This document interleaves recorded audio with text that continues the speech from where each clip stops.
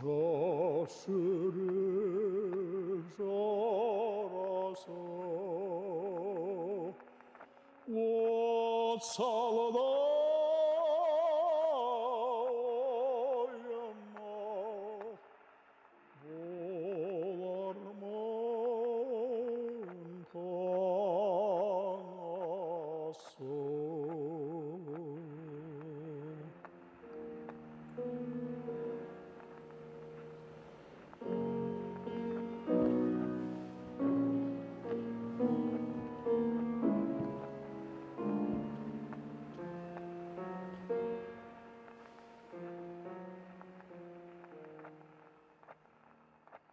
Kaygılagasın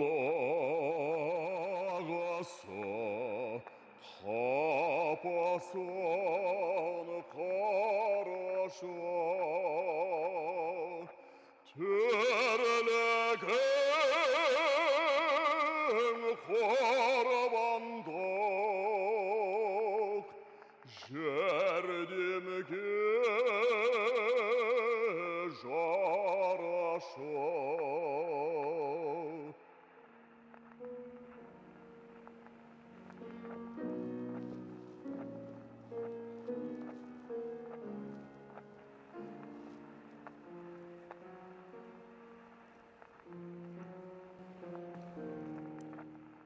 Жыл атқан жаласы, жылаған баласы.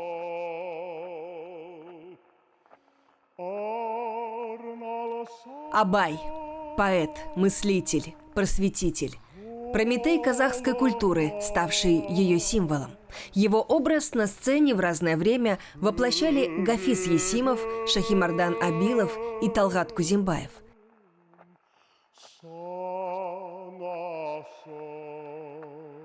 Каждый из них создал свой уникальный портрет Абая. Сонда Абай не деп айтып кетті? Абай бүйтіп айтты оны. Жақсы әнді тыңдасаң дейді, ой көзіңмен дейді.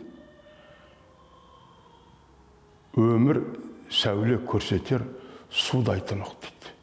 Барлық заттың түгелі, адам заттың рухы осы өнерде.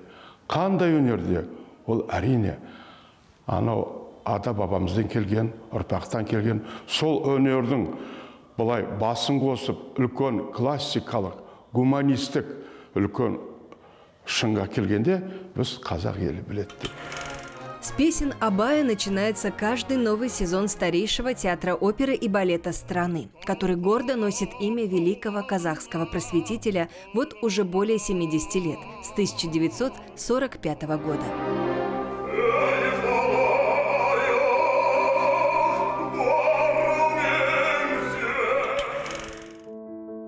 Но история его рождения началась еще раньше, в 1934 году. Именно тогда состоялась премьера музыкальной комедии «Айман Шолпан» на сцене студии, созданной годом ранее. Содан басталады, 34-ші жылдан басталады. Сол Мұхтар ағамыздың еңбегімен либреттесін жазған өзі, әрине бұл үлкен арман болды. Үлкен болашаққа, үлкен осы елім, жерім деп Абайдың армандап кеткен. Официально театр оперы и балета распахнул свои двери в 1941 году по завершению строительства собственного здания. В том же году ему был присвоен статус академического. Свой 87-й театральный сезон в 2020 году альма-матер казахстанского искусства провела в обновленном амплуа, как Казахский национальный академический театр оперы и балета.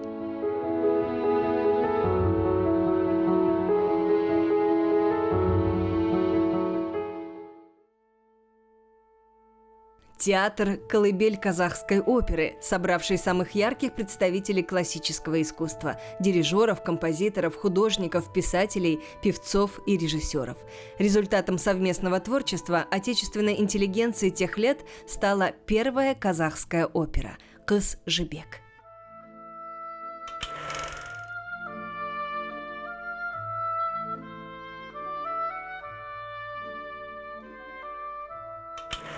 За партию «Жибек» молодая исполнительница Куляш Байсеитова в числе первых удостоилась звания народной артистки СССР.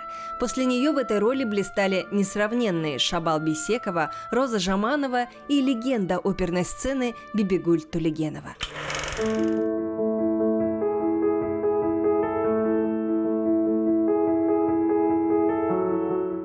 Бибигуль Ахметовне за 90, но она до сих пор любимый наставник оперных звезд современности, например, примы театра имени Абая Зарины Алтынбаевой. Я попала в театр, можно сказать, в самое счастливое время. В то время были все корифеи. Даже Куляш Байсеитова была жива в то время. Она выходила на сцену, вы знаете, вот такое впечатление было, вот сцена озаряется.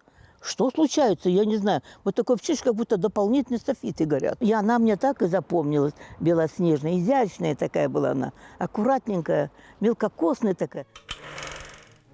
Куляш Байсеитова была первой звездой театра. Для ее голоса Латиф Хамиди писал «Булбул» и казахский вальс, а Брусиловский – «Две ласточки». Она была не только первой Айман и Жибек, но и первой Ажар в опере «Абай» и первой Сарой в опере «Бржан и Сара». Успех оперы на знаменитой декаде казахского искусства и литературы в Москве в 1936 году был результатом творческого союза автора либретто Габита Мусрепова, композитора Евгения Брусиловского, режиссера-постановщика Жумата Шанина и, конечно, исполнителей заглавных партий Куляш Байсеитовой, Канабека Байсеитова и Курманбека Жандарбекова. Жандарбеков, он был прекрасный актер. И там, где у него не хватало, знаете, голоса, он это обыгрывал, вот делал, смеялся. Он играл это Бекижана. Вот. И, значит, вот такой самодур Бекижан, он вот этим своим поведением показал. И многие потом старались это сделать. Не получалось. Не получалось. Вот это бывают самородки, которых никто повторить не может. Курманбек Жандарбеков проработал в театре 25 лет в качестве солиста, художественного руководителя, режиссера и директора. В качестве режиссера-постановщика он воплотил на сцене театра как мировую классику «Кармен», «Ромео и Джульетта», так и самые известные национальные оперы «Кызжыбек» совместно с Шаниным, «Бржан и Сара», «Ертаргын», «Жалбыр» и «Абай».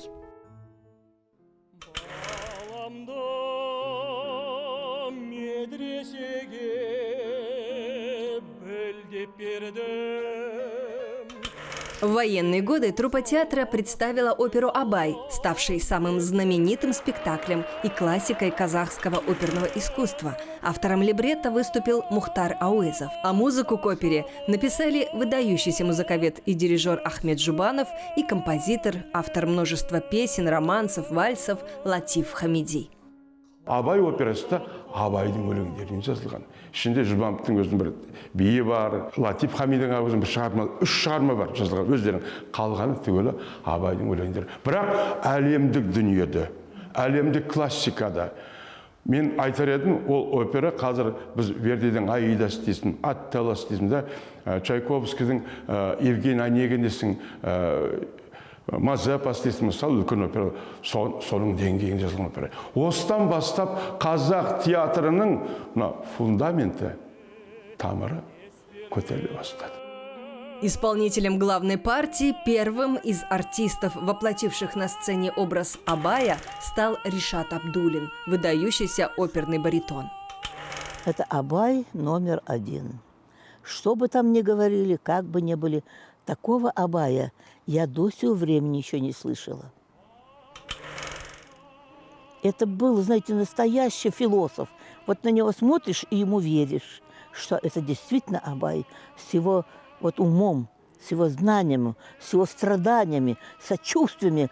Вот когда он бессильно бывает. Вот я всегда, когда первый раз услышала это спектакль «Абай», я просто была поражена. Мысалы, Абайды айту үшін Рашид ағамыз 2-3 күн бұрын үйінде жылы көрпенің астында жатып, салқын тиіп қалмасын деп, өзін қымтап, салқын су ішпей, балмұздақ жемей, өзін күтіп, өзін күткен жоқ, ол мына осы Абайды ойнауды күтті. Өзінің ойынын күтті, ол өзін күтетін де шығар, бірақ дегенмен осы спектакль үшін барлық өзіне осы спектакль үшін өзіне қысқартулар берді. За свою карьеру Абдуллин исполнит немало ярких партий: Онегина в опере «Евгений Онегин», Таргына в «Ертаргын» и Кожагула в «Біржан и Сара». Однако именно в образе Абая он будет выходить на сцену дольше всего, вплоть до середины 80-х годов. Мен мысалы Абдуллинменен бірнеше рет Абай операсына көкпайды айттым. Үлкен театрда болған кезімізде, үлкен театрда ол кісі Абайда сол 60 жастан асып баратқан кез болу керек. Сонда ойнады, мен қасында сол көкбай шәкірті болып жүрдім. Орындадым, айттым. Маған бұл әрине қазір кейін ойлап қарасам үлкен бір бақыт, үлкен бір тәжірибе екен. Сондай ақсақалдармен, апайларымызбен осы спектакльдерге қатысқаныма өте бақыттымын да және қуаныштымын.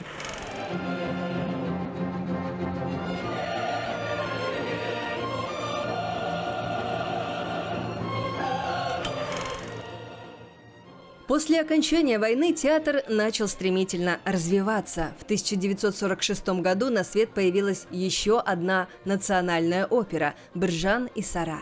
Ее авторы были награждены Сталинской премией, а саму оперу в 1958 году показали на второй декаде искусства и литературы Казахстана в Москве.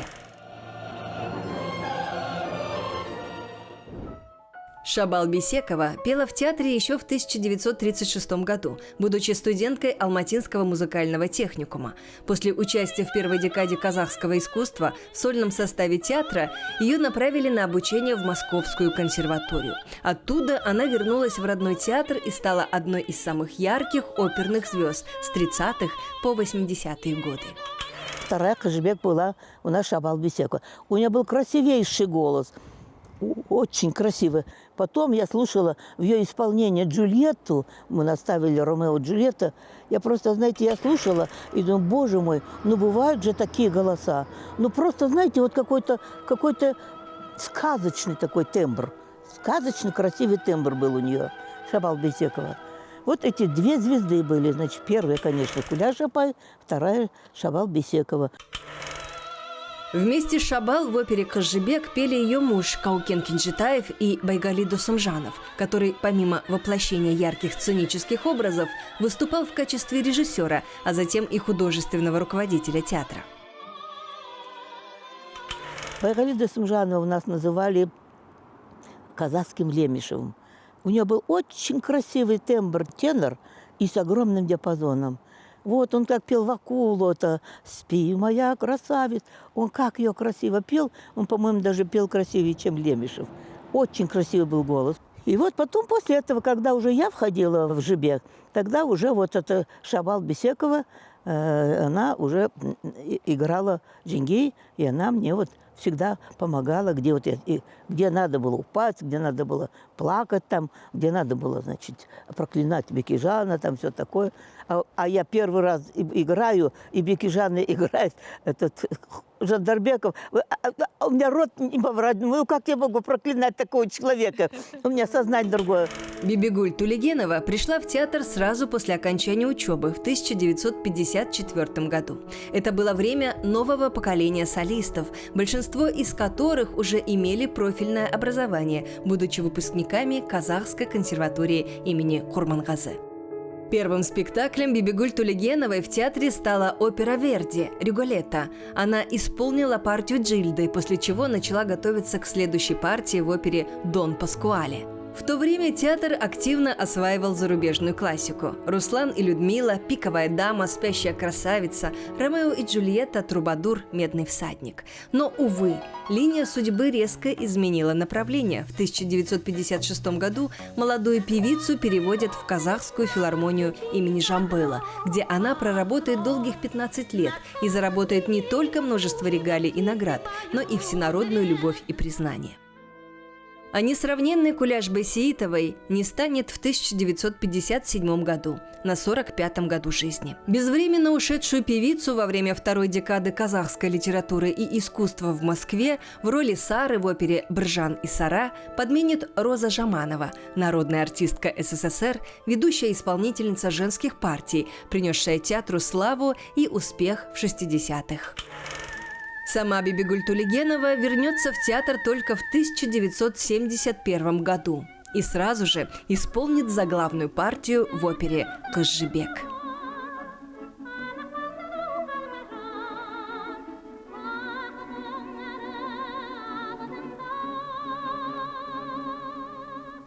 На первых двух спектаклях Бибигуль Тулегеновой за дирижерским пультом стоял сам Нургисат Линдиев, но работать в театре он начал гораздо раньше, с 1953 года.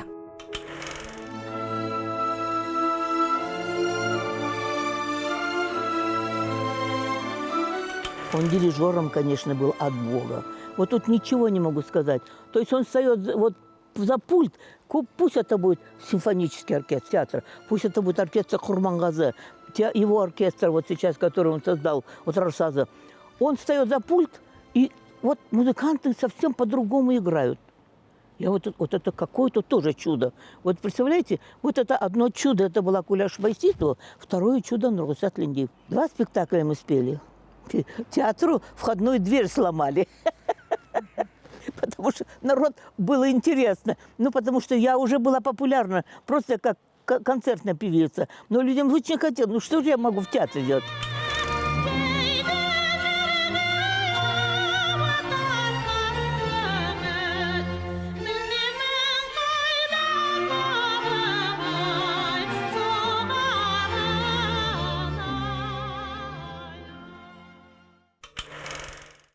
Увидеть Алибека Днишева в театре сегодня явление редкое, и новое поколение певцов эти ценные моменты через много лет будет описывать с таким же трепетом, с каким Алибек Мусаевич рассказывает о своих корифеях. Солистом театра оперы и балета имени Абая самый проникновенный тенор Казахстана стал в 1978 году. А прежде, как и Бибигуль Тулегенова, снискал славу в стенах филармонии. Но на сцену театра впервые Алибек Днишев вышел в 10-летнем возрасте в рамках детского конкурса с песней «Санта Лючия». Овации в адрес исполнителя с тех пор не утихают. Алибек Днишев – представитель большой музыкальной династии. Его мама Камиля Абдуллина и родные дяди, знаменитые оперные певцы Ришат и Муслим Абдуллины, работали в театре, и будущий артист рос в творческой атмосфере, с самого детства часто бывая за кулисами. В этом театре раньше жили. Когда было плохо с жильем, наверное, это были 40-е годы, 50-е, вот там на 2-м этаже были комнаты, в которых жили семьи артистов. Да. И вот те, кто там жил, они действительно, многие родились в этом театре и выросли в этом театре. Мои братья выросли в этом театре, потому что моя мама пела здесь. Мои дяди пели здесь. И детство моих старших братьев прошло здесь. Это театр, это родной дом, это жизнь, это то, что не может появиться просто так где-то. Открыли театр, и он уже будет театром. Театр, он вот как наш Гатоп. Он, ну, говорят же, вот, допустим, икона намоленная бывает, да, вот многие поколения молятся, вот приходят. Допустим, то же самое и наш театр. Здесь до сих пор витает дух тех великих людей, которые стояли у истоков нашего искусства.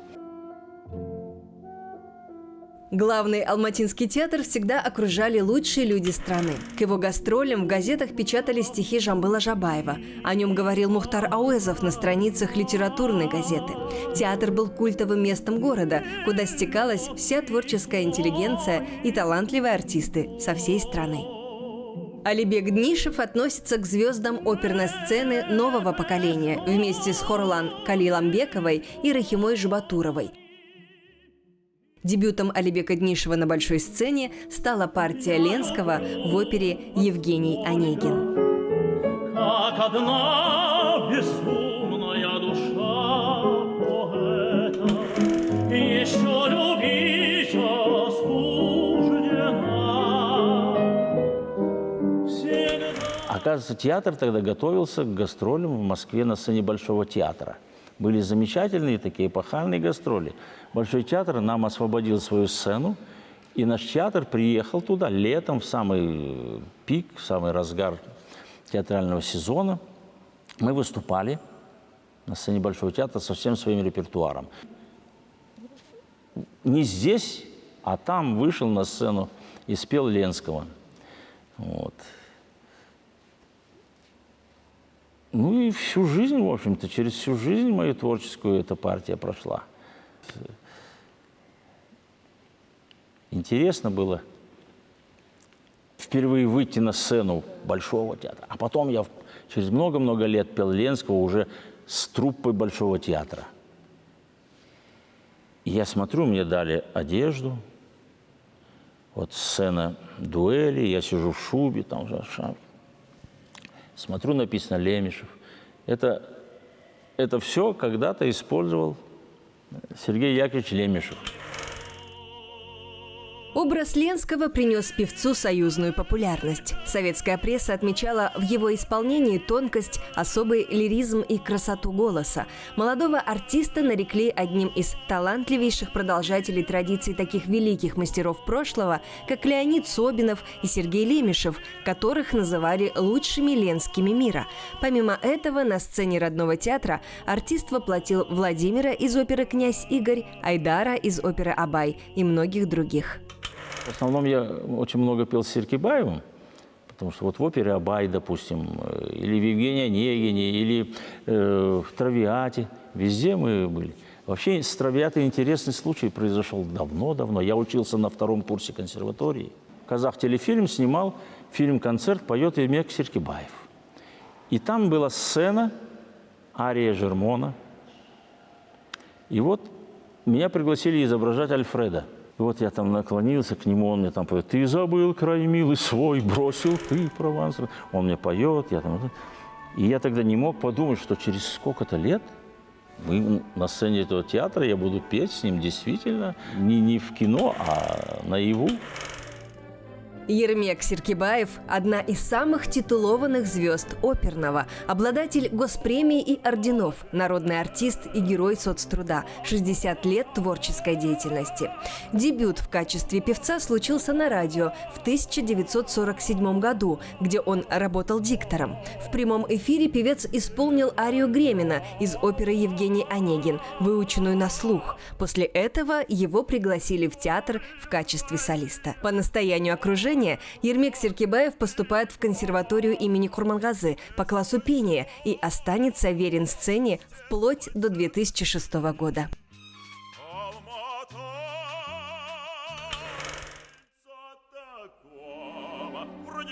Вроде меня. 100 голосов зовут. Партия Фигаро из оперы «Севильский цирюльник» стала самой яркой ролью в карьере Серкебаева, с которой он выступал во многих оперных театрах Европы и СССР. По рассказам современников, он готовился к ней на протяжении 2 лет. Она принесла Ермеку Серкебаеву славу короля баритонов и лучшего Фигаро в Советском Союзе. У нас много хороших певцов, прекрасно. Но такого Фигаро, какой был Серкебаев, я пока... Вы знаете, я была сама свидетелем, когда мы приехали на Неглинный, это в советское время было управление культуры Министерства СССР. И вот мы приезжали туда, нас всех там собирали, в общем, какие-то бригады были, мы выступали, все, за границу нас посылали на какие-то фестивали. И вот там, когда приходил Серкебаев, все баритоны вставали вот так в ряд, говорил: «Смирно пришел первый Фигаро Советского Союза». Ермек Бекмухамедович говорил: все, что ты делаешь, во всем должна звучать музыка. Вот дворник подмел улицу, и ты выходишь на улицу, и звучит музыка. Вот ты видишь, что построили дом, посмотрел на этот дом, зазвучала музыка. А вот это отношение к жизни, к профессии, к людям, ко всему, что ты делаешь, ты должен любить, обожать, несмотря ни на что. несмотря ни на что. Бывают дни, когда не за что обожать, и очень трудно бывает. Но приходится переламывать это. И вот это вот, наверное, наставление, меня до сих пор держат эти наставления великих наших аксакалов. Оперный режиссер Ляйлим Имангазина – представитель современного поколения, одна из тех, кто здесь и сейчас создает новейшую историю театра. Ее творческий путь начался в 90-х. Она перенимала опыт у тех, кого называют столпами классического искусства – у Байгали Дусымжанова, Ермека Сиркибаева, Бибигуль Тулигеновой, Розы Жамановой и многих других. Когда я пришла и как раз попала на тот момент, когда реконструкция театра была, коллектив скитался по разным площадкам. Но надо отдать должное, наверное, вот все, кто к нам приезжают, иностранные постановщики, они говорят, что вот есть какое-то ядро. Есть ядро, есть традиции, и они вас держат при любых катаклизмах. И это отмечают многие, потому что у нас все-таки репертуарный театр, а в репертуарном театре самое важное – это как раз-таки преемственность поколений. В 90-е театр переживал не лучшие времена. После развала Союза зрительский зал пустовал вплоть до 93-го года. А в 96-м театр закрыли на реконструкцию, которая длилась 4 года. В ту пору оперные постановки показывали без декораций и костюмов в концертном исполнении, что сказалось на артистах. Кто-то ушел из профессии, а из оставшихся многие растеряли навыки сценического движения и актерского мастерства. В нашем театре зародились все виды искусства, которые сейчас процветают в Казахстане, слава богу. Именно классические виды искусства. Это и музыка, и живопись, и театральные зрелищные произведения. И на протяжении истории нашего театра можно наблюдать и за развитием истории всего государства, всей нашей республики. Если говорить о развитии оперного жанра, мы прошли стадии очень плавненько все периоды развития. От музыкальной драмы, как первые оперы «Кызжыбек», «Ертаргын», это еще не оперы, это, говоря классическим языком, «Зингшпили», а потом уже развитие к большой опере, вплоть до опер Верди, Чайковского, Пуччини. И, конечно же, долгое время пели на русском языке в Советском Союзе, потом мы перешли плавно на исполнение на языке оригинала. В 2000 году театр открылся после реконструкции. Работали в ту пору очень много, восстанавливали старые спектакли, ставили новые постановки и обновленные версии из классического наследия. Так в афише театра появились оперы в постановке Ляйлим Имангазиной «Богема и Тоска», «Турандот» в постановке Юрия Александрова, «Аида и Фауст» режиссера Ферудина Сафарова. В театр вернулась публика, сформировался свой преданный костяк зрителей.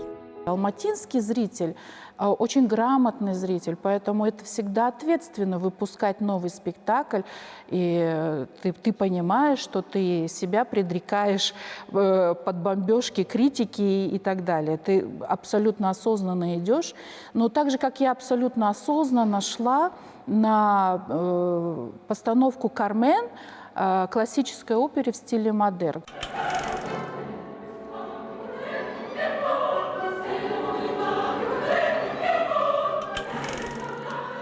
«Кармен» – первая работа режиссера в стиле модерн. Согласно задумке Имангазиной, действие оперы перенесено в современную Испанию. Соответственно решению, герои оперы выглядят как наши современники. Они пользуются ноутбуками, автомобилями, мотоциклами и фото- и видеокамерами.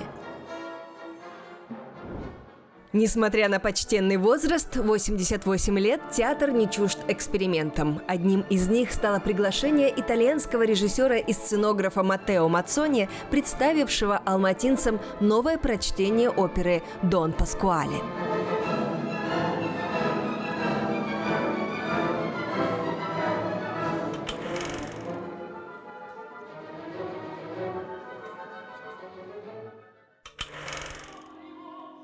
Эта постановка – взгляд на сюжет с точки зрения главной героини спектакля – Норины, символа женской эмансипации последних веков. На премьере в 2019 году партию Норины исполнила ведущая солистка театра Зарина Алтынбаева, как в свое время, более 60 лет назад, ее исполняла несравненная Бибигуль Тулегенова. Зариночка, она ученица моей дочери, к сожалению. Дочь моя рано ушла, вот. И, пожалуй, со слов Марьям Гуль, она сказала: Зариночка, ты должна ехать учиться только за границу. И она поехала, вот, пожалуйста, теперь она к нам приехала готовой певицей. Вот вы сейчас говорили про те партии, которые вы пели, я тоже в голове все это прокручивала, и вот и «Сивильский цирюльник», и «Травиата», да, сейчас я их пою. И, конечно, хочется с достоинством нести, как говорится, вот эти партии, да, эти роли. Я очень благодарна за то, что вы поделились своим творчеством, дали вот диски свои, которые я прослушиваю, тоже учусь. Ну, это просто вот самый высокий профессиональный уровень, и я стремлюсь тоже к этому, надеюсь, получается. Зарина Алтынбаева – оперная дива, представляющая Казахстан на международной арене. Она пришла в театр в 2013 году и стала олицетворением молодого поколения театра, при этом театра старейшего, яркого, талантливого, амбициозного хранителя традиций, которому не чужды эксперименты и тренды. Что для меня наш театр? Я тоже его называю родной, любимый театр. Все-таки на сцене этого театра я выросла тоже. И как-то, когда заходишь туда, чувствуется особая атмосфера, потому что ты знаешь, какие люди ходили в этом театре, какой величины звезды выходили на эту сцену, и ты чувствуешь вот эту ответственность. В судьбе каждого из нас отразилась история всего театра. Даже сейчас я молодым говорю очень часто, это уникальное место, это уникальная сцена, это намоленное место. Когда молодой певец или молодая танцовщица выходит на сцену, я говорю, представь себе, что вот здесь точно так же, как и ты, молилась перед выходом, переживала, очень готовилась к выходу сама Галина Уланова, сама Куляш Байситова. Все эти эмоции, все эти мольбы, они все отражаются на сцене. И поэтому для нас, для каждого из нас, кто работает в этом театре, каждый кусочек, каждый метр в этом театре, он особенный в нашей жизни. Вот мне хотелось бы, чтобы этот театр не терял традиции, все, что было создано здесь, развивал их. Мне кажется, для этого есть все возможности. Есть молодежь с прекрасными голосами. Мне бы хотелось, чтобы помнили всех тех, кто здесь работал. Чтобы не просто вот создали какой-то музей, там, экспонат, а чтобы вспоминали их, говорили о них. Здесь пели выдающиеся музыканты, певцы, дирижеры здесь были. Ведь в то время эвакуации, войны, и сюда приехало очень много прекрасных музыкантов, прекрасных дирижеров. И они оставили все то, что они умели, они оставили здесь. Как бы передали нам. В наши дни театр активно обращается к наследию и заново осмысляет старые постановки, вдыхая в них новую жизнь, представляя новый взгляд на классику. Одна из последних реконструкций коснулась оперы «Кызжыбек».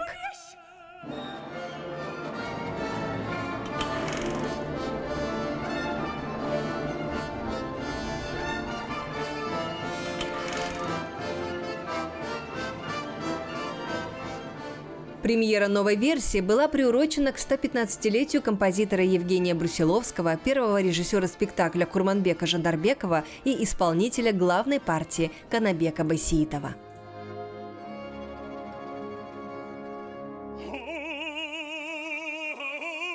Ең қиын қазіргі таңда менің ролім ол Қыз-жібек операсындағы Бекежан ролі. Өйткені менің алдымда қаншама адамдар бар. Ең Бекежан десең, бірінші ойға келетін ол Асанәлі Әшімов ағамыз. Қайбір адамдар енді операға келген кезде сынайды ғой. Кімге ұқсатады, мына жерін қалай ойнайды екен, мына жерін қалай ойнайды екен. Одан кейін операда Бекежанды ең жақсы рөлін сомдаған Каукен Кенжетаев ағамыз болатын. Сол көп адамдар сонымен салыстырады да, көргендер бар. Енді киноды бәрі, бүкіл Қазақстан бойынша бәрі білет, сүйеді, сол киноны бәрі білет шығар. В «Кызжебек-2020» вернули первоначальное либретто 1934 года и музыкальный материал 1954 года.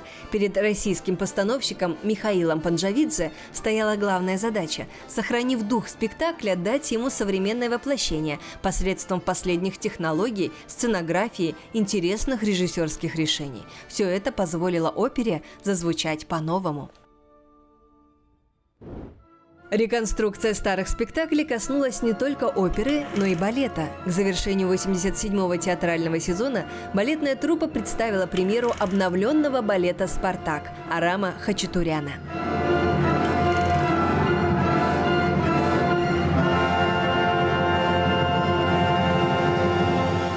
Это «Спартак», это именно мы возрождаем хореографию Заурбека Райбаева. Единственное, что у нас поменяются костюмы и декорации. Во-первых, те костюмы и декорации пришли уже в негодность, они потом, как говорят, морально устарели. А это совершенно новые костюмы и декорации Вячеслава Окунева, хореография Заурбека Райбаева. И вся постановочная часть, вот то, что он задумывал, картины, переходы, сама концепция, даже сценографии, где будет опускаться супер, это все остается. И вот в этом смысле мы хотим сохранить наследие наших отечественных мэтров. Постановщики провели масштабную работу над спектаклем Заурбека Райбаева, вернули утерянные нюансы мизансцен, обновили костюмы и декорации, сохранив при этом хореографическое наследие. Новой версии «Спартака» Гульжан Туткибаева отдает дань уважения золотой плеяде артистов, развивавшей балетное искусство Казахстана.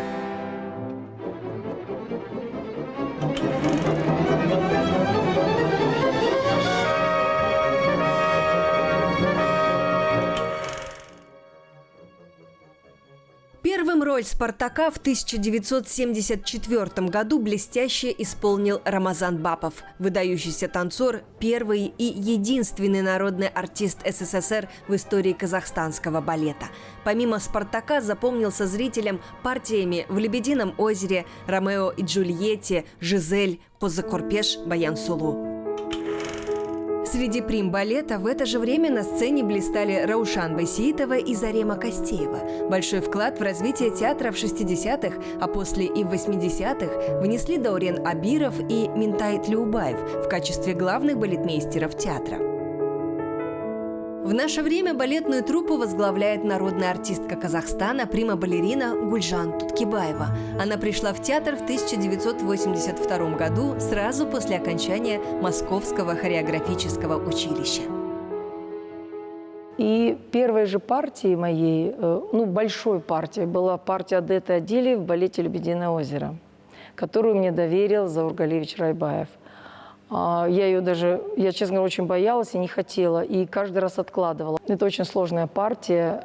Я считаю, что это самый сложный спектакль для балерины в исполнении именно классического репертуара, потому что это абсолютно кристально чистая хореография, сложная и, в общем-то, скажем, эталонная. Хотя до этого у меня была тоже партия, пускай она не такая большая, но сольная, партия невесты в балете «Фрески». Я станцевала ее пораньше и работала именно с самим Заурбеком Молдогалевичем Райбаевым, который мне показывал эту партию, так как это его хореография, и вводил меня в этот спектакль.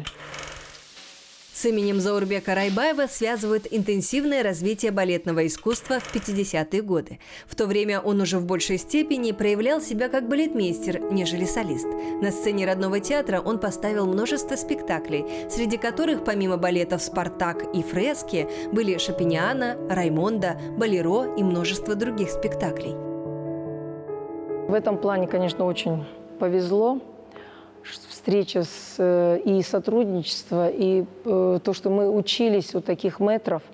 Вот даже придя в театр, мне повезло, что хотели восстановить спектакль «Шурале» в постановке Абирова Даурента Стамбековича. И сразу же меня начали вводить в эту партию Сюембике, и со мной работал Даурен Стамбекович. Но он, к сожалению, там как-то приболел, и вот отложилось, и не осуществилось. То есть я уже с ним даже смогла поработать, хотя он тогда не работал в театре. Становление и рост казахстанского балета пришлись на военные и послевоенные годы. Большую роль в этом сыграли Александр Александров, открывший балетное училище, Александр Селезнев, позже возглавивший его, Леонид Жуков, ставивший на сцене театра первые балетные спектакли, и знаменитая балерина Галина Уланова, прибывшая в Алматы к своему супругу.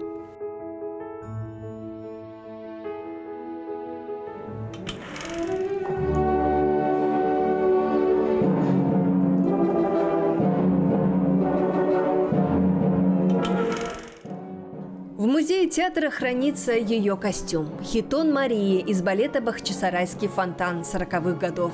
Уланова не только танцевала в театре, но и часто приходила в училище, где подолгу общалась со студентами и делилась опытом. А в качестве хореографа-постановщика перенесла на сцену «Гатоп» спектакль «Жизель» вместе с дирижером Владимиром Пирадовым.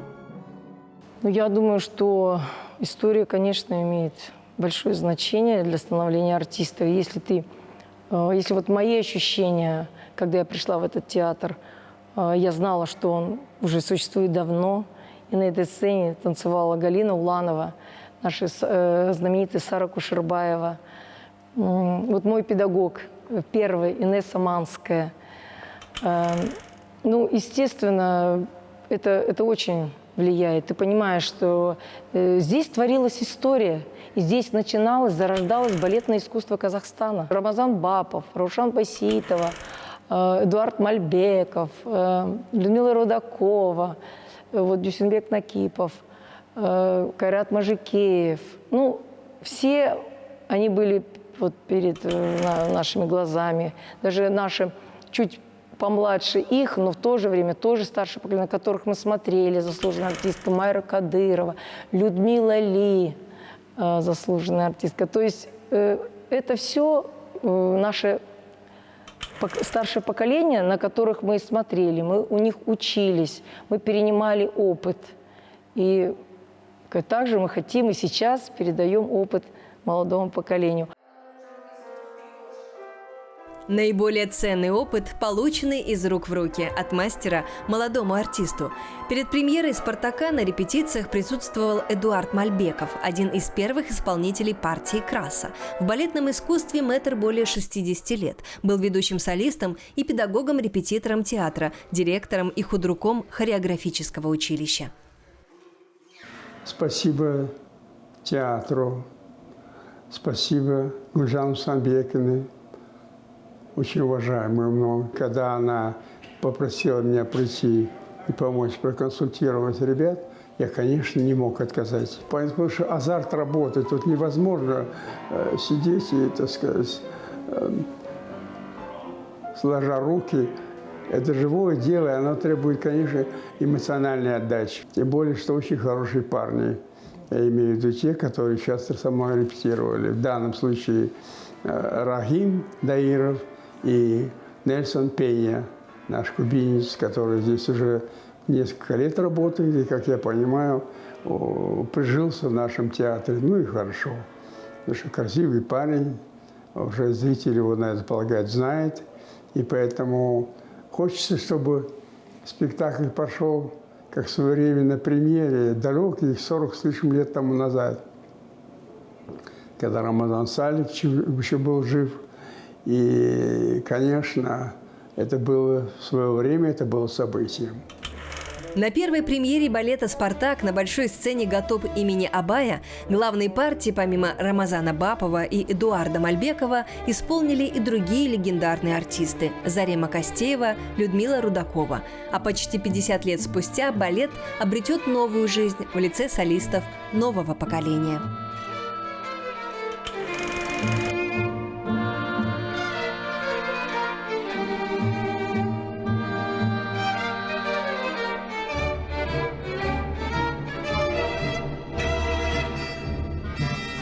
Что касается «Спартака», но это такое культурное наследие. Любой театр крупный, уважающий себя, владеющий хорошим репертуаром, должен иметь его в своем арсенале. И физически ты можешь раскрыться, показать свою технику и эмоционально прожить. Потому что музыка, она как и воинственная где-то, да, и стремящаяся к свободе, сильная. Здесь и присутствуют, допустим, относительно «Спартака» братья, лирические какие-то дуэты. Там шикарнейшая музыка, такая романтичная. Это очень сильный спектакль. Изначально первый «Спартак» вообще был поставлен Юрием Николаевичем Григоровичем. Там тоже большое полотно, 3 акта, мужской такой силовой балет.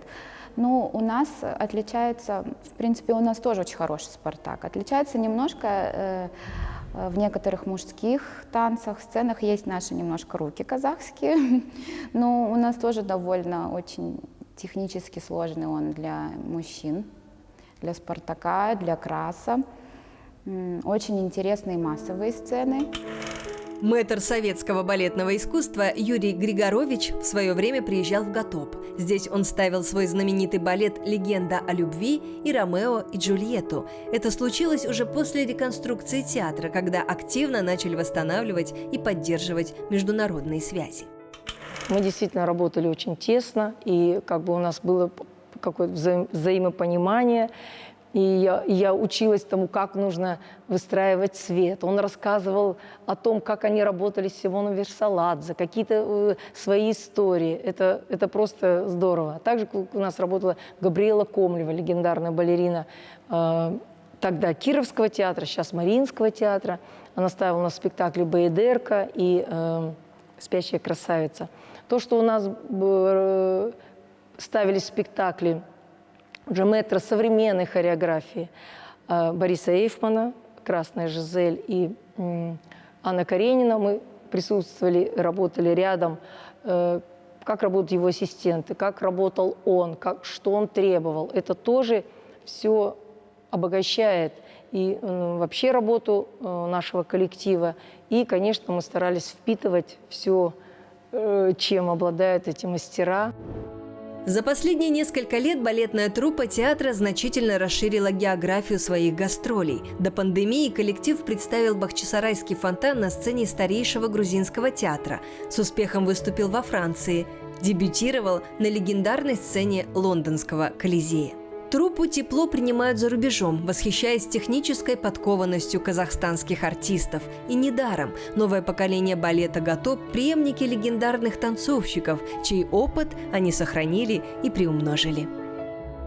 В театр я пришел в 2007 году, учась еще на первом курсе. Из первых дней стажирования вот именно в этом театре я проникся и почувствовал вот этот вкус балетной жизни, атмосферу театра. Действительно, наши стены, они пропитаны искусством. Здесь хочется творить, здесь хочется исполнять хорошо. Это мой родной город, это мой родной театр. И где бы я ни был, в каких бы театрах не танцевал, не работал, меня всегда тянет на родину. То есть я как бы патриот своего театра, своего города. В театр я пришла работать в 2004 году. Для нас в то время наш театр был единственный в Казахстане с таким большим репертуаром, обширным, и с такой многолетней историей. Потому что на нашей сцене танцевали мировые звезды. И, конечно, было большой честью, если тебе приходило предложение именно в этот театр прийти работать. Поэтому я была очень счастлива. Тогда художественным руководителем был Мальбеков Эдуард Джабашевич. И он сразу ко мне подошел после госэкзамена и сказал, что он будет ждать меня в нашем театре.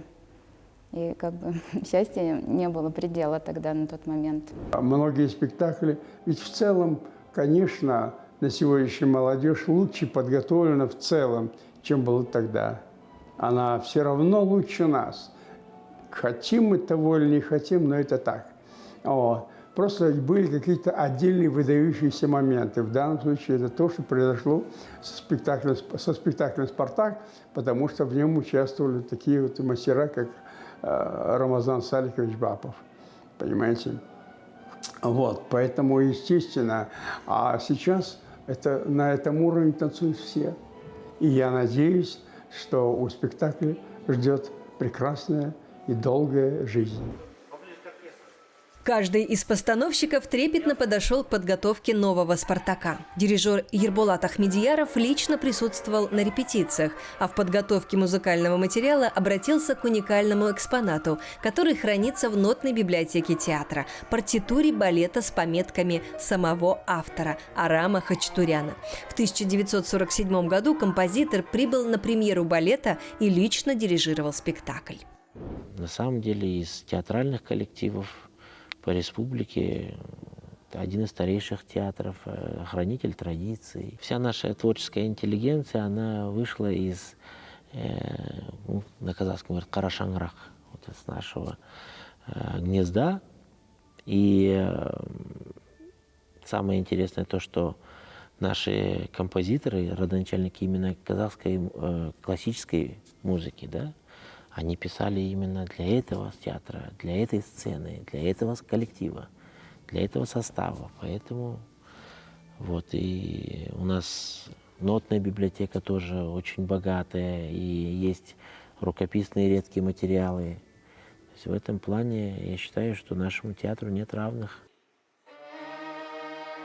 В составе симфонического оркестра театра имени Абая более 80 музыкантов. Репертуар, заявленный в актуальных афишах, более 60 оперных и балетных спектаклей. Дирижеры, которым повезло работать с оркестром, как один говорят: музыканты здесь высокого уровня, чувствуют руку маэстро. В разное время оркестром руководили лучшие представители музыкального искусства страны. Ербулат Ахмедияров пришел в театр в качестве стажера в 2006 году после окончания учебы в Казахской консерватории имени Курмангазы, где его обучал народный артист Казахстана, выдающийся маэстро Толиберген Абдрашев. Его часто приглашали в театр, спектакли дирижировать. Вот. И он сам был главным дирижером этого театра. После Валерия Дмитриевича Рутера он был главным дирижером. Рутер возглавлял коллектив в 70-х. В прессе о нем отзывались исключительно положительно, отмечая стиль исполнения и звучания оркестра, солистов, хора и видя в этом его заслугу как главного дирижера театра. Валерий Дмитриевич, это вот мне старшее поколение с оркестра рассказывали, что в свое время это была целая церемония, то есть эти сами люди понимали, насколько это очень важно. То есть, когда Валерий Дмитриевич принял решение эмигрировать на историческую родину в Германию, то есть он созвал весь коллектив вот в зрительный зал. На тот момент мой педагог уже стал дипломантом конкурса имени Герберта фон Караяна, провел в Вене год на стажировке. Вот. Потом вернулся сюда и работал и в театре, и в госсимфоническом оркестре. И, в общем, Валерий Дмитриевич Рутер вот позвал его, говорит: я вручаю тебе палочку главного дирижера, я считаю, что ты уже достоин. Вот, и поблагодарил коллектив, и после уехал. Вот. Потом несколько лет Толиберген Абдрашевич работал здесь. После наступило время Рената Салаватова, известного дирижера, за свою карьеру успевшего поработать в Москве, Санкт-Петербурге, Казани, Мюнхене и других городах. В тот период, когда оркестр возглавлял Салаватов, в театр и пришел Ербулат Ахмедияров. Ну, попробуй с какого-нибудь балета, возьми, что хочешь. Ну, естественно, многие дирижеры начинают с балета «Жизель». И вот первая трудность, с чем я столкнулся, то, что я вышел на репетицию и сидел один состав, а на спектакле я выхожу, сидят новые лица вообще. Я этих людей не знал тогда. И вот это профессионализм все-таки, да, этих людей, то, что они не видели молодой дирижер, как он себя поведет, насколько он стабильный, как он проведет спектакль. Для художественного руководства тоже это большой риск. А вдруг провал, а вдруг спектакль остановится. То есть это большое доверие, конечно, было. На смену Ренату Салаватову пришел Нурлан Жарасов. Выпускник дирижерского факультета консерватории сначала был помощником режиссера театра, ну а после занял дирижерский пульт, за которым стоял вплоть до 2017 года. Когда Нурлан Салаватович стал главным дирижером, он говорит: слушай, Ербулат, вот давай-ка я тебе отдам вот свой спектакль, который я веду, «Севильский цирюльник» возьми «Бержан Сару». И вот активно я начал водиться в оперные спектакли, и всегда как бы он опекал нас, дирижеров. То есть это обязательно удобное расписание, что очень важно, удобный репетиционный момент. Это очень тоже важно, потому что в подготовке не должно быть дискомфорта, максимально не должно быть дискомфорта. То есть должен спокойно попробовать звучание оркестра, звучание солиста, сопоставить. Потом, естественно, в хоровой класс ходить, где-то сразу хор выходит на сцену. В опере есть танцы, то есть надо сходить в балетный зал обязательно, посмотреть, какие темпы, какие акценты, какие нюансы и тому подобное. Ну вот моя преемственность поколений такая. Первый состав оркестра, сформированный еще в 1933 году, когда была открыта музыкальная студия, представлял из себя 20 музыкантов симфонического и 12 музыкантов национального оркестров. А сегодня в составе симфонического оркестра театра имени Абая более 80 музыкантов. Репертуар, заявленный в актуальных афишах, более 60 оперных и балетных спектаклей.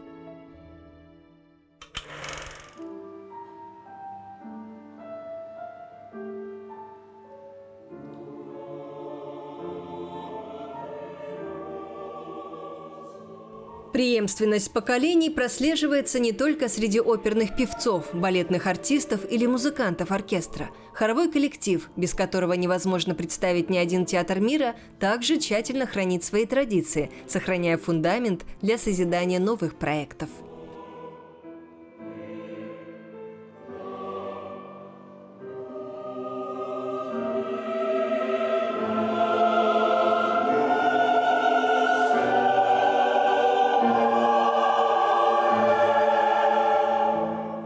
Очень обновился состав, очень омолодился состав, но все равно есть, конечно, какой-то процент старшего поколения, который вот передает традиции, воспитывает и так далее. Ну, молодежь вводит в спектакли, так сказать, потому что, допустим, задача хормейстера в том, что мы учим партии хоровые, да, мы готовим выход артистов на сцену, а все-таки, когда они уже на сцене стоят, мы, хормейстеры, наша работа, она такая закулисная. Мы не можем выйти на сцену.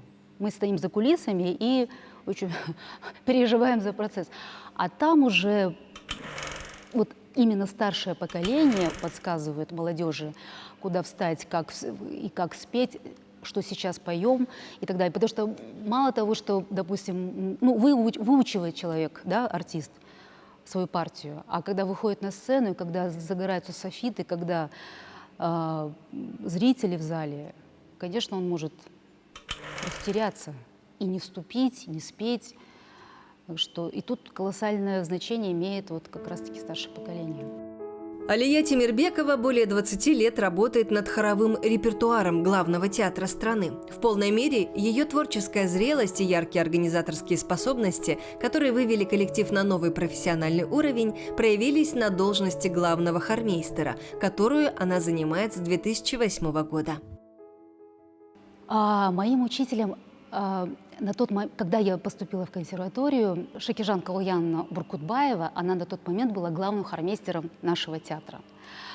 Она, в свою очередь, была ученицей Жаманбаева Базаргаля Ажиевича. То есть такая, знаете, была немножко тенденция, когда вот Базаргаль Ажиевич стал главным хормейстером, параллельно он и до сих пор он является профессором нашей национальной консерватории. То есть они преподавали в консерватории. То есть тем самым они еще воспитывали нас, хормейстеров. Фактически хор театра стал считаться отдельным творческим коллективом только к 50-м годам. До этого, в годы создания музыкальной студии, существовали раздельные оперные труппы – казахская и русская, которые затем объединили в один общий коллектив, где артисты исполняли как главные, так и хоровые партии. У них был такой девиз: нет больших и малых ролей, а есть хорошее или плохое исполнение. То есть, что это значит? Была общая труппа, и они все были участниками спектакля. То есть не было разделения, что вот ты в хоре поешь, а ты поешь там главную партию. Они все участвовали. Кому-то определялась главная партия, а кто-то участвовал в массовых сценах. Сложный период в летописи хорового коллектива пришелся на 90-е. Театр закрыли на реконструкцию, а репертуар постепенно переводили на язык оригинала. Этот переход дался исполнителям нелегко. По воспоминаниям некоторых артистов, многие даже уходили из театра, поскольку не могли овладеть иностранным языком. Время требует больше образованности, больше интеллектуала. Тем более мы, когда в 90-х годах учили репертуар, только на двух языках, русский и казахский были репертуар, потому что вся европейская музыка была на русском языке. А вот с 2000 года мы перешли на язык оригинала. Это конец 90-х годов. И тогда пошел Кармен на французский, мы переучили Травиату на итальянский, Риголетто на итальянский. Половина хора просто не воспринимали это. Но потом это втягивалось, это было интересно. И сейчас это уже закономерно, что хор поет на языке оригинала. Это уже какой-то большой рост. Сегодня здесь работают 70 человек. Как и оркестр, хоровой коллектив участвует во всех постановках. Амбициозный и талантливый хормейстер не дает коллективу превратиться в обслуживающий инструмент, а работает с ним как с креативной группой, планирует выступления в качестве самостоятельной творческой единицы, разрабатывает индивидуальные программы в жанре акапелла. И жанр акапелла, это, конечно, это высший пилотаж хорового исполнительства, потому что нет инструментального сопровождения. Ставим такие задачи, я думаю, что мы это преодолеем, возможности у нас есть. Причем эти проекты будут абсолютно разноплановые. Мы хотим представить эпоху Возрождения. Причем эпоху Возрождения не просто в концертном исполнении, а мы хотим, так как мы театральный хор, мы хотим представить театрализованно. Помимо режиссеров, артистов, музыкантов, большой вклад в развитие театра внесли художники, среди которых были по-настоящему громкие имена – Всеволод Телековский, Сергей Калмыков и другие. Сегодня в Музее театра можно увидеть ценнейшие артефакты, эскизы к декорациям за авторством этих знаменитых советских творцов. Первым художником театра стал Анатолий Ненашев. Именно из-под его кисти вышла сценография к опере «Кожжебек», за которую он удостоился золотой медали на выставке декоративного искусства в Париже. Первой женщиной главным художником театра стала Гульфайрус Исмаилова. Она занимала этот пост на протяжении 16 лет и создала эскизы к почти 30 спектаклям. В театре работают 3 ремесленнических цеха – мягких декораций, пошивочный и бутафорский. А для создания сценографии и костюмов приглашают как иностранных специалистов, итальянских или российских, так и казахстанских художников. Например, творческий тандем Павла Драгунова и Софьи Тасмагамбетовой создал для театра эскизы к обновленной опере «Біржан и Сара», «Кожжебек», балету «Легенды Великой Степи». Вячеслав Окунев, российский постановщик, создавал вселенные 9 спектаклей, в том числе и обновленного «Спартака». По его эскизам было шито 300 костюмов. За весь спектакль декорация на сцене полностью сменялась 15 раз. Задники – это огромные полотнища ткани 10 на 20 метров, и все они расписаны вручную. Айдос Абдыкаримов – заведующий производственным цехом по изготовлению мягкой декорации. Работает художником-декоратором в театре 15 лет. Ну, это у нас финал «Спартака». Это картина неба, первый план. У нас есть своя задача, которую нам надо выполнить. Вот. На данный момент мы пишем эту картину. Наша задача здесь расписать, как видит художник ее. Мы подбираем колер, цвет и делаем здесь. Надо расписать капители, колонну. Вот. Мы подбираем сейчас цвет, смотрим и в процессе работы все дополняем. Огромные каменные колонны, воссоздающие величие Рима на сцене, на деле можно поднять одной рукой. В бутафорском цехе каждая постановка – вызов. Огромные объемы работы выполняют за считанные дни.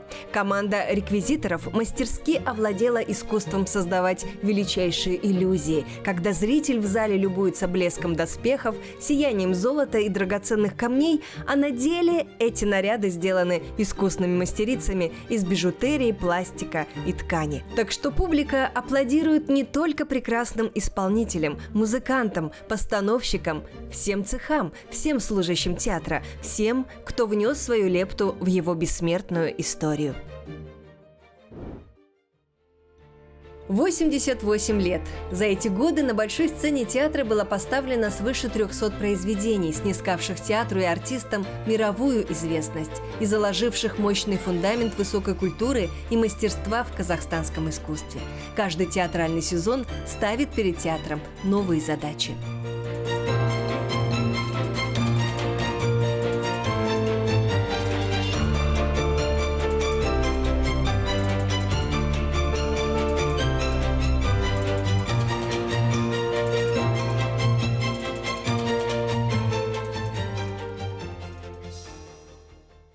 Енді біздің алдағы жоспарымыз, иншалла 3 жылдан кейін енді бұл опера театрына 90 жыл болады. Бұл енді тарих, үлкен өнер, жаңа айттым ғой, әлемдік өнер. Сондықтан біздің жазып кеткен операларымыз шықпай жатыр. Бір жанымыз бар, жақсы, Абайымыз бар, жақсы. Ал біздің Абылай ханымыз бар. Біздің Қызыбегіміз қазір жақсы деген секілді. Жалбырымыз қайда, ер тарғанымыз қайда деген секілді мысалда. Тағы басқа Жұмбақ қызымыз бар деген секілді. Құрманғазымыз бар. Көп бізде опера. Соны біз әлемдік деңгейге шығаруымыз керек. Сегодня главный алматинский театр с каждым сезоном завоевывает непокоренные ранее вершины. Расширяется география гастролей, восходят новые звезды, с успехом проходят театральные эксперименты, и все так же бережно, из поколения в поколение, передаются традиции, опыт и знания. Но одно остается неизменным. Театр был, есть и будет духовным символом страны и истоком всего национального искусства.